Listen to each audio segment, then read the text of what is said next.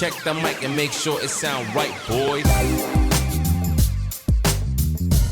It's been 20 long years since Claude, a mute criminal, was double-crossed by his girlfriend and sent to prison in the original GTA 3. That game changed how open-world video games were made, and the subsequent games in the series, Vice City and San Andreas, became two of the most loved games in history. And now all three games are back for some well-needed nostalgia, and for a whole new generation of gamers to understand what all the fuss was about back then. I'm going to break this video into two sections. First, all the updates that have come to the games after all these years, then we'll break down what each game does differently. And hopefully you can do me a favour and let me know which game you'd like videos based around first. I'm Adam, and this is 20 things you need to know about the GTA Trilogy Definitive Edition. Let's start with a quick note. The Definitive Edition of GTA has two release dates. For everyone who likes digital games, November the 11th is the day we can start playing. But if you prefer physical games, ones you can touch, maybe for a Christmas present, be aware that these don't release until December the 7th. On subscription services, PS Now subs can play the original GTA 3 from December the 7th, and those on Game Pass have a way better deal. You can play San Andreas on release day, this Thursday.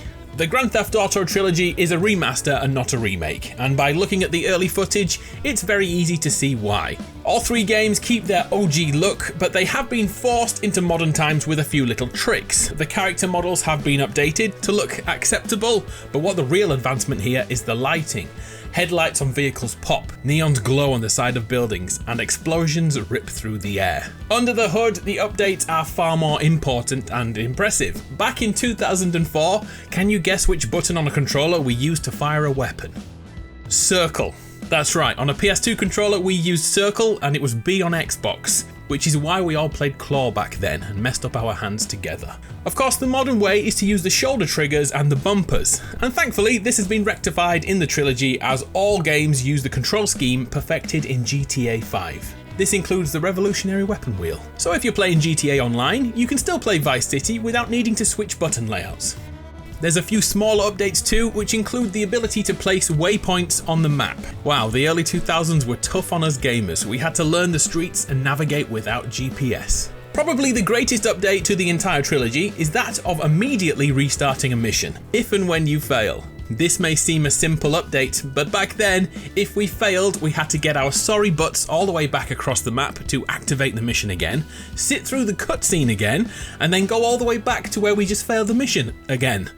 It was hell, but at least it spawned a meme. All we had to do was follow the damn train, CJ. We had to do was follow the damn train, CJ. All we had to do was follow the damn train, CJ. Follow the damn train, CJ. Another important update is to draw distance. GTA 3, Vice City, and especially San Andreas had issues loading in scenery fast enough. At times, it was like Silent Hill waiting for buildings to load in 30 feet away from us. The Definitive Edition has solved this issue, and the draw distances have been modernised, and now should operate much more like GTA Online, with low-res textures seamlessly transitioning to upscaled resolution textures as we get closer. And if you're on PS5 or Xbox Series X, you can have all this at 4K 60 frames a second. Boys. So, now the real question, which are you going to play first? Here's a bunch of things I found out about GTA 3, Vice City, and San Andreas. If you're a fan of setting and story, here's a super quick breakdown of each game. GTA 3 is set in a fictional New York City named Liberty City. We play as Claude, a mute protagonist who is arrested after being set up by his girlfriend. Claude breaks out of the prison transport with other cons and eventually becomes a mafia enforcer and wheelman in the seedy underworld of Liberty City, always hoping that he will once again see the woman who tricked him.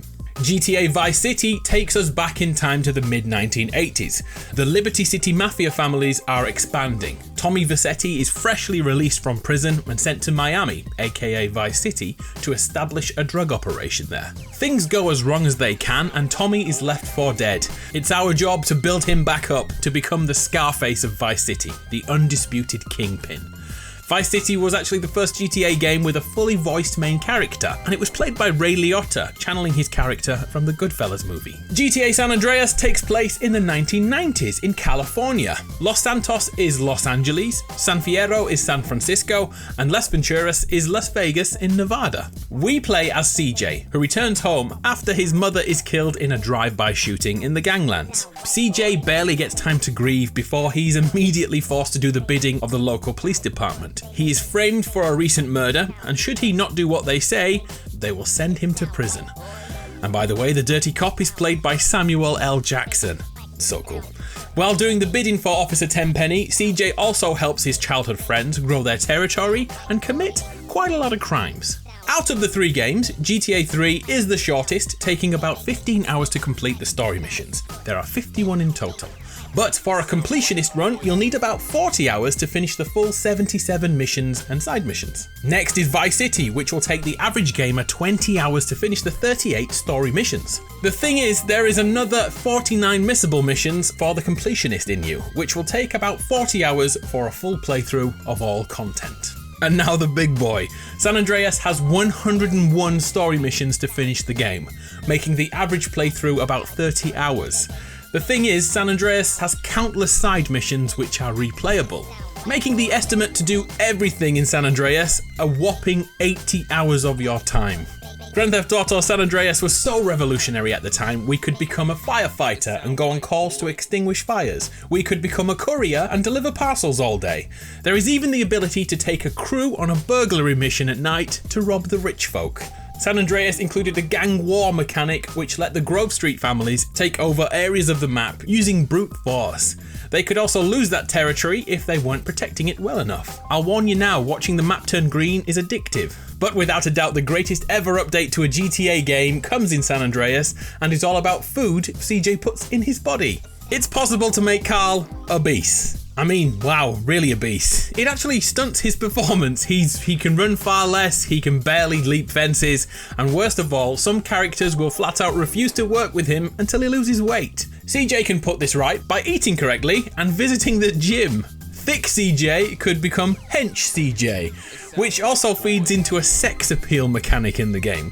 CJ can court ladies, shall we say, and each of them likes a certain physique. Most of them like thin or muscles, but some of the dirty gals like a big fat CJ. More cushion for the pushing.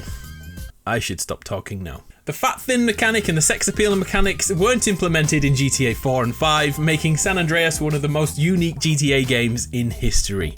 And to end all this, here are the maps for each of the games, and let's compare them to other GTA games. The landmass in GTA 3 is 4.38 kilometers squared, which compared to GTA 5 is tiny. GTA 5 has a massive landmass of 48 squared kilometers. Vice City is 5.62 kilometers squared. And then take a look at San Andreas. A massive 31.5 squared kilometers of landmass. This is so huge, it's actually bigger than GTA 4 by a long way. So now I leave it to you. Which game are you playing first? With over 160 hours of gameplay across the 3 games, it doesn't matter that GTA 6 probably won't be here for another 5 years. We have lots to do in the meantime. I'm Adam, thank you for sticking around till the end, much appreciated. Which game are you playing first? I'm thinking Vice City, what about you? It's been a pleasure, I'll see you next time.